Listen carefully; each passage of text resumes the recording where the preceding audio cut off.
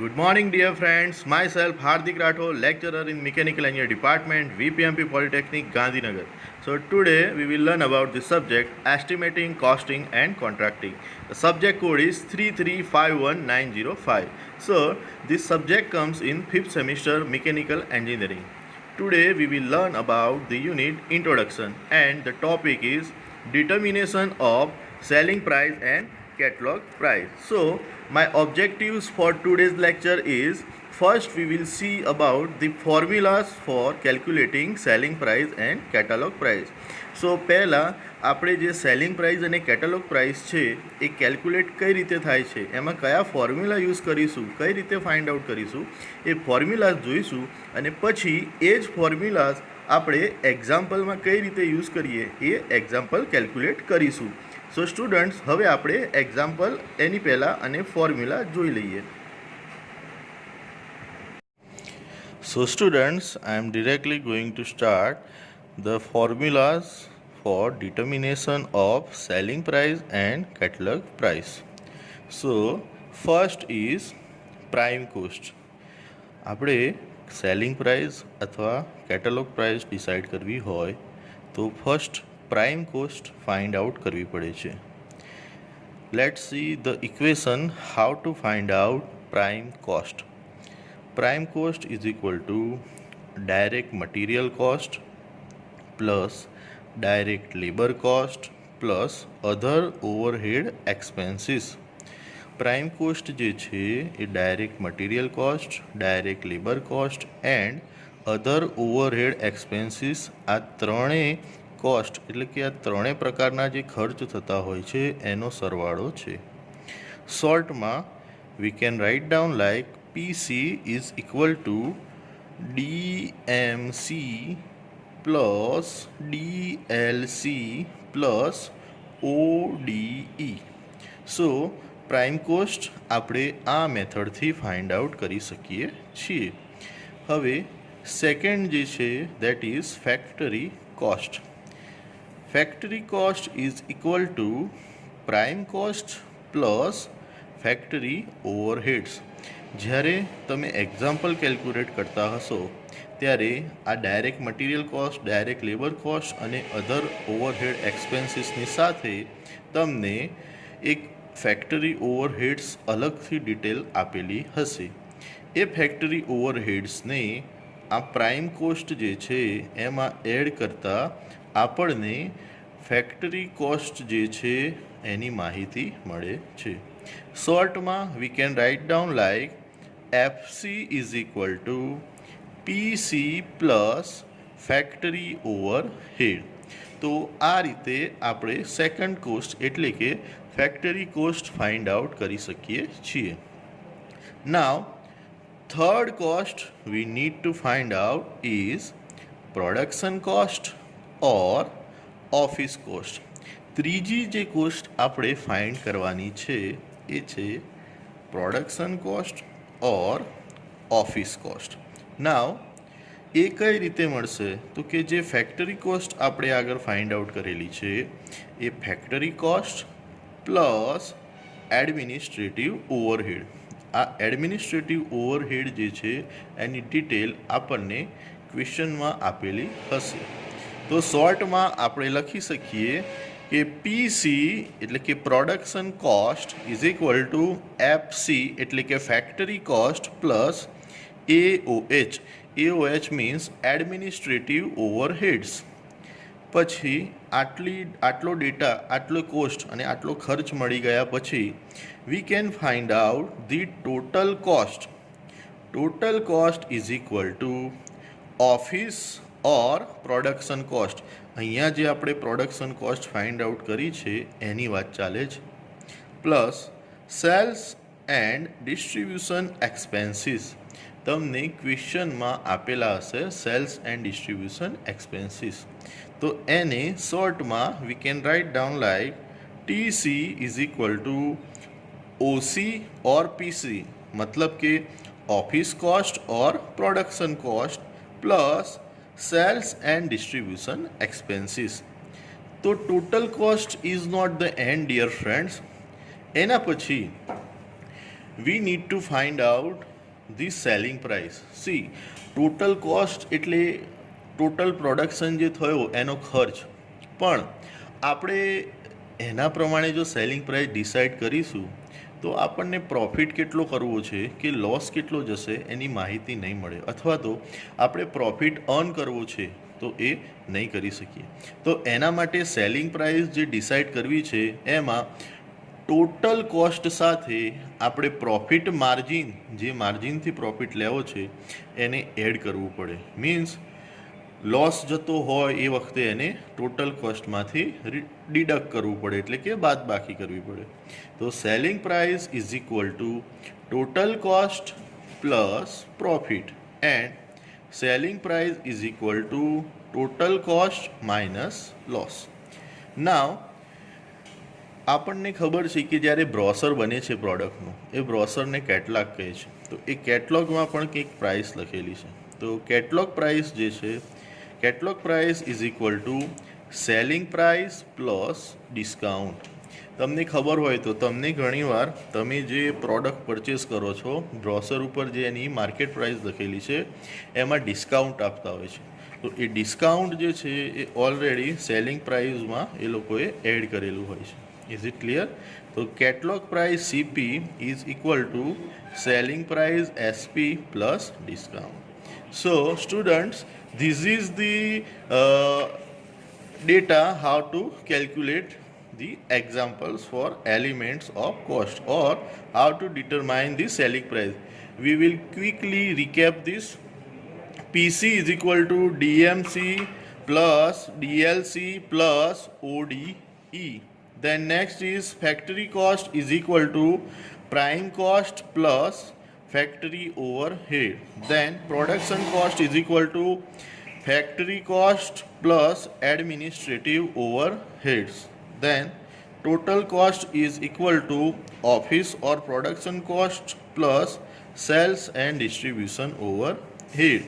Then selling price is equal to total cost plus profit, or when loss is there then total cost minus loss.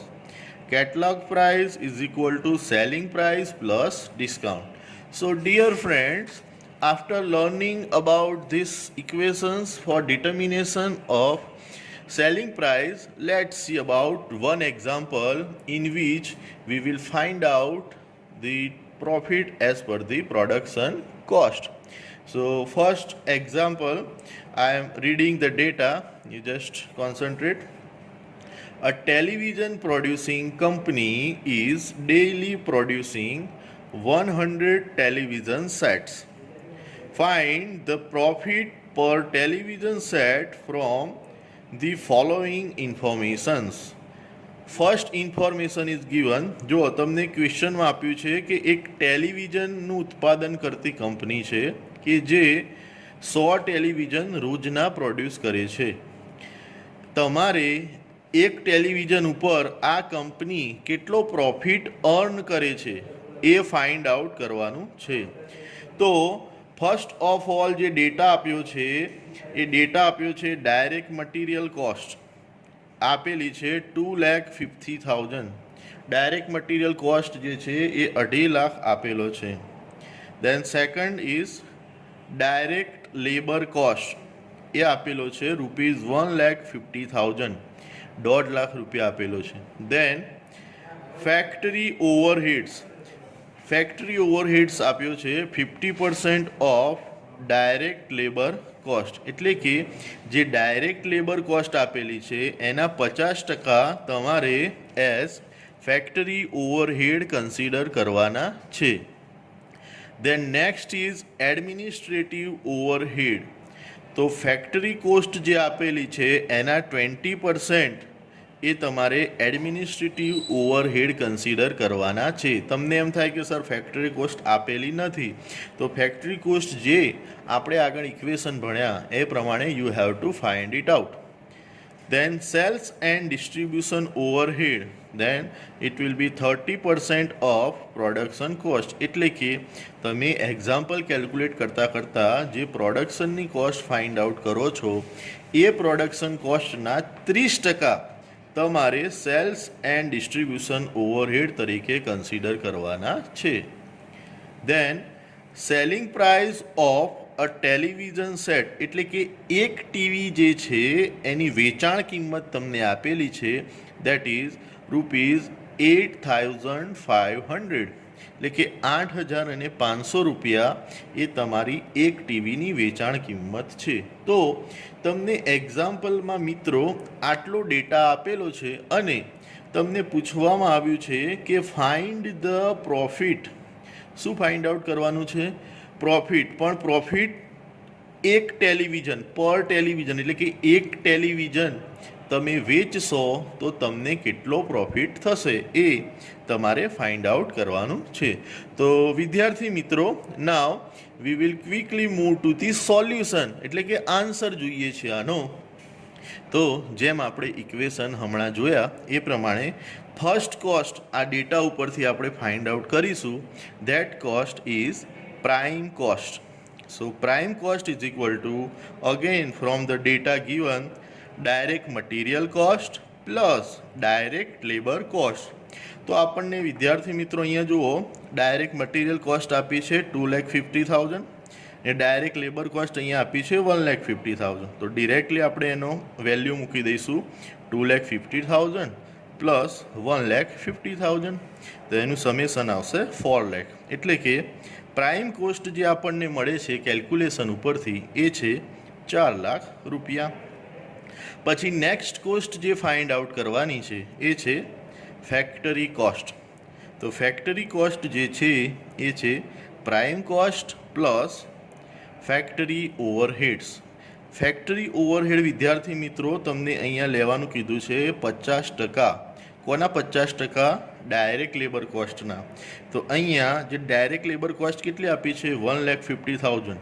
એને આપણે 2 વડે divide કરીશું, મતલબ કે 2 વડે ભાગીશું તો એના 50% મળી જશે. એમ કરતાં ફેક્ટરી કોસ્ટ આપણને મળે છે 4,75,000, એટલે કે 4,75,000 રૂપિયા એની વેલ્યુ મળે છે. હવે આગળ જોઈએ તો ફેક્ટરી કોસ્ટ ફાઇન્ડ આઉટ કર્યા પછી આપણે એડમિનિસ્ટ્રેટિવ ઓવરહેડની વેલ્યુ જો આપણને મળી જાય તો એના ઉપરથી we can find out the production cost. તો પ્રોડક્શન કોસ્ટ ફાઇન્ડ આઉટ કરવા માટે સૌથી પહેલાં આપણે ફાઇન્ડ આઉટ કરવા પડશે એડમિનિસ્ટ્રેટિવ ઓવરહેડ, કે જે 20% ઓફ ફેક્ટરી કોસ્ટ આપેલા હતા. એટલે કે આગળ ફેક્ટરી કોસ્ટની વેલ્યુ મળી આપણને 4,75,000 રૂપીસ. તો એને 20% એટલે કે 20/100 વડે મલ્ટીપ્લાય કરીશું એટલે જે વેલ્યુ મળે એ વેલ્યુ, એટલે કે એટલો ખર્ચ આપણો શું છે? Administrative overhead. Than next is production cost. Production cost find out કરવા માટે factory cost plus administrative overheads. અહીંયા વિદ્યાર્થી મિત્રો તમે જોશો તો એડમિનિસ્ટ્રેટિવ ઓવરહેડ આપણને મળ્યું છે 95,000. તો ફેક્ટરી કોસ્ટ એટલે કે 4,75,000, એમાં 95,000 વેલ્યુ આપણે એડ કરીશું તો આપણને મળશે 5,70,000 રૂપીસ. એ હશે આપણી પ્રોડક્શન કોસ્ટ. તો જે આપણે પ્રોડક્શન પ્રોસિજર કરીએ છીએ અત્યારે આ એક્ઝામ્પલ પ્રમાણે, તો એનો ટોટલ પ્રોડક્શન કોસ્ટ થાય છે 5,70,000 rupees. Then next sales and distribution overheads. હવે એ છે 30% ઓફ પ્રોડક્શન કોસ્ટ, એટલે કે આપણી જે પ્રોડક્શન કોસ્ટ મળ્યું છે એના 30% પ્રમાણે. તો 5,70,000 મલ્ટીપ્લાઈડ બાય 30/100, તો એ વેલ્યુ આવશે 1,71,000 રૂપીસ. એ મળશે આપણને સેલ્સ એન્ડ ડિસ્ટ્રીબ્યુશન ઓવરહેડ. આ વેલ્યુને આપણે પ્રોડક્શન કોસ્ટમાં એડ કરીશું એટલે આપણને મળી જશે ટોટલ કોસ્ટની વેલ્યુ. તો અહીંયા જોઈએ, total cost is equal to production cost plus sales and distribution overhead. So 5,70,000 plus 1,71,000, मतलब કે ટોટલ કોસ્ટની વેલ્યુ મળે છે આપણને 7,41,000. હવે પ્રોફિટ, તો સેલિંગ પ્રાઇસ જે છે એમાંથી ટોટલ કોસ્ટ આપણે મલ્ટીપ્લાય કરીશું. હવે જુઓ, આ 7,41,000 41,000 જે છે એ 100 ટેલિવિઝન માટે selling price total cost price છે. તો આને 100 વડે ડિવાઈડ કરીશું તો આપણને એક ટીવી માટે જે ટોટલ કોસ્ટ થશે ખર્ચ મળી જશે. તો 7140 એ એક ટીવીનો ટોટલ કોસ્ટ છે અને આપણે ટીવી વેચીએ છીએ 8,500. તો 8,500માંથી 7,140 આપણે સબટ્રેક કરીશું તો આપણને મળશે 1,090 રૂપીસ, જે આપણો એક ટીવી વેચવા માટેનો થયેલો પ્રોફિટ છે. સો મિત્રો, આજે આપણે આ એલિમેન્ટ્સ ઓફ કોસ્ટ કે જે સેલિંગ પ્રાઇસ ડિસાઇડ કરવા માટે યુઝ કરવામાં આવે છે એના ફોર્મ્યુલાઝ જોયા અને એના ઉપરથી એક એક્ઝામ્પલ કેલ્ક્યુલેટ કર્યો. તો હું આશા રાખું છું કે આ એક્ઝામ્પલ તમને સમજ આવ્યો હશે. આગળના એક્ઝામ્પલ માટે આપણે નેક્સ્ટ વિડીયોમાં મળીશું. Thank you friends. Thank you students.